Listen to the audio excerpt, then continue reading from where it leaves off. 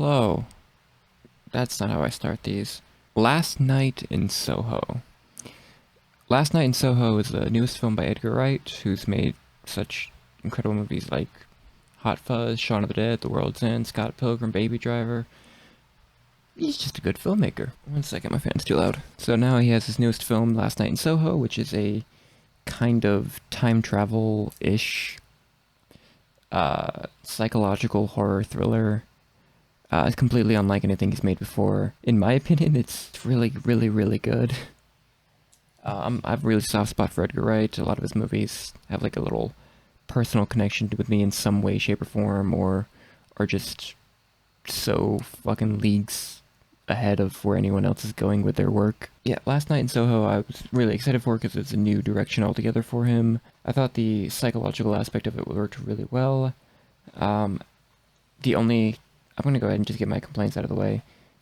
The only thing I really didn't enjoy too much about it was there was some dialogue towards the very beginning of the movie and the very end of it that I felt was just bad.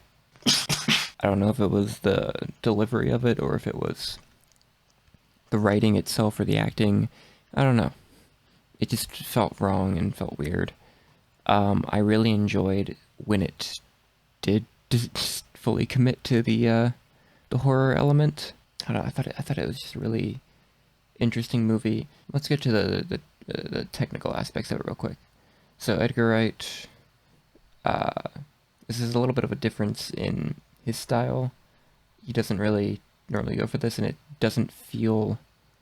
I don't want to say it doesn't feel like an Edgar Wright film, because at times it does. But what my brother and I were talking about on the way back, it kind of felt like a little bit like a Guillermo del Toro movie, like in the themes of it at least. Like very much like a Shape of Water, like Devil's Backbone is a good example. Uh, where it's just like it takes this idea and then just goes like a different route with it, and it becomes more of like a mystery than it does anything else. It was shot by Chung Hoon Chung, who I don't want to pronounce that name wrong, so I feel bad if I do. But he is the cinematographer who worked on such movies as Me, Earl and the Dying Girl, the new It reboot, the first one at least, and Old Boy by Park Chan-wook, which is the only Old Boy. I thought visually it looked incredible. Maybe not like my favorite thing he's shot, Old Boy. I don't know, I thought it worked out really well. The music by Stephen Price I didn't really notice too much.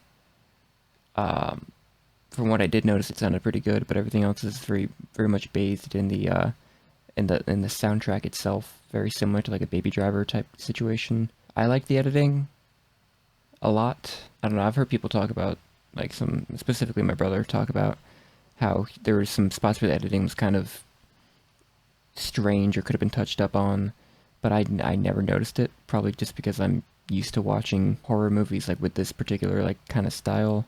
Not necessarily like full-on giallo films, but just like a weirdness to them. I'm just like, yeah, I can excuse that. I thought the whole building of the whole dread aspect of it was really cool. I really enjoyed the way they played with the ghosts and all the themes and everything they brought up into it, and made it really feel like it was just picking away at their mind, and it was represented in a really interesting way.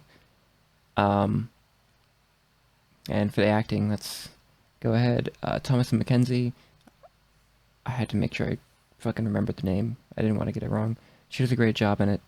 I love her. She's fantastic in pretty much everything I've seen her in, except for Old. But Old is a bad movie. Old is one of the worst movies I've ever seen, but it's one of the fucking funniest things I've ever seen too. This isn't a review for that. Thomas Mackenzie does a great job. I thought she played her character really well. Anya Taylor-Joy, who's not necessarily the most... I don't want to say not the most emotive character, because she does have moments where she is very broken down at times, and you can really see... you can see it in her facial expressions, you can see it in the way she like handles herself, and yeah, I don't know, she does a great job too. I really like Anya Taylor-Joy. As overall, I just really like this movie. I thought it came out just as good as it could be. I saw it in Dolby, so the sound was incredible. So like that's one thing I really loved about it, is the sound. it just sounds really fucking beautiful. It has an intensity to it. It's just really nice. That's last night. That's a wrap. That's last night in Soho. I hope to see more stuff like this start coming out. Stuff that's not malignant or old. Anyway, that's it.